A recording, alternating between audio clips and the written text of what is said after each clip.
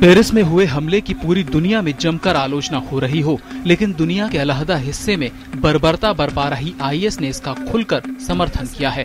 IS ने इस हमले को जायज ठहराते हुए पेरिस के गुनाहगारों को सही ठहराया है।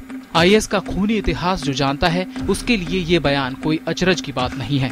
खाड़ी के देशों में इस वक्त अलकायदा का खतरा शायद कम हो, लेकिन दिन ब दिन आईएस की बढ़ती ताकत के चलते इस इलाके में आतंक के बादल लगातार गहराते जा रहे हैं।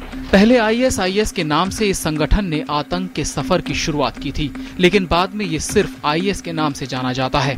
2006 में अमेरिकी और इराक की सेना ने मिलकर कार्रवाई करते हुए अलकायदा को जमींदोज कर दिया था, लेकिन आतंक को जड़ से खत्म नहीं कर सके और अमेरिकी सेना के इराक से हटते ही 2011 में अलकायदा ने दोबारा सिर उठाना शुरू कर दिया। फरवरी 2014 में आईएस अलकायदा से ही निकलकर अपनी अलग पहचान बनाने लगा और जल्द ही इसका दायरा काफी बढ़ गया। आज आईएस इराक और सीरिया के एक बड़े हिस्से में हुकूमत कर रहा है और लगातार कई मोर्चों पर इसके लड़ाके नए इलाकों पर कहर बरपा रहे हैं। आईएस यानी इस्लामिक स्टेट कट्टरपंथी आतंकियों का एक चरमपंथी संगठन है। आतंक और बर्बरता का पर्याय बन चुका ये संगठन इराक और सीरिया में इस्लामिक राज की स्थापना करना चाहता है। इसने इराक और सीरिया के कई इलाकों पर कब्जा जमा रखा है। आईएस के आतंकी लड़ाकों की संख्या लगातार बढ़ रही है। एक समय इस आतंकी संगठन में करीब 10,000 लड़ाके थे, लेकिन सितंबर 2014 में अमेरिकी एजेंसी CIA ने बताया कि ये संख्या 3 गुना बढ़कर 31,500 के करीब हो गई है।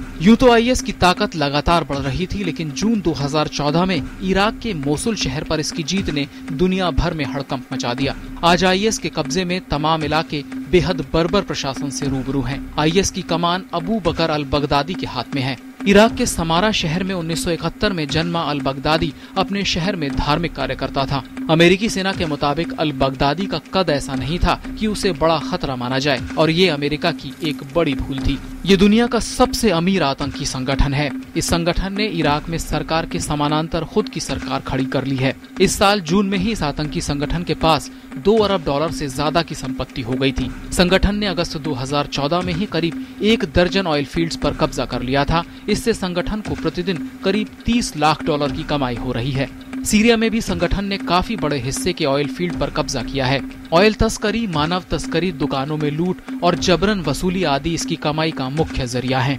आईएस के लड़ाके बेहद पेशेवर और प्रशिक्षित हैं। साथ ही इन्हें तरह तरह के आधुनिक उपकरणों से लैस किया गया है। ये पारंपरिक सेना की तरह इराक और सीरिया में युद्ध लड़ रहे हैं। आईएस के पास करीब 30 T-55 टैंक हैं।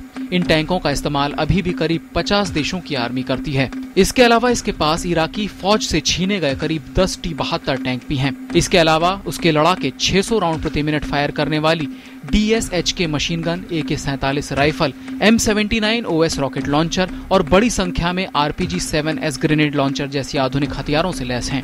आईएस ने सोशल मीडिया को भी लगातार अपनी ताकत बनाया है। क्रूरता का वीडियो जारी करने के लिए संगठन सोशल नेटवर्किंग साइट का जमकर इस्तेमाल करता है। ट्विटर पर ट्रेंडिंग चल रहे विषय को हैशटैग के जरिए अपने ट्वीट्स में जोड़कर पोस्ट करता है। संगठन मैगजीन का भी प्रकाशन करता है।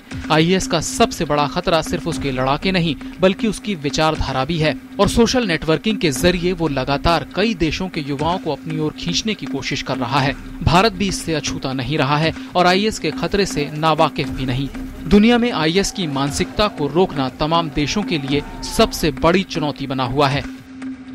Bureau report, DD news.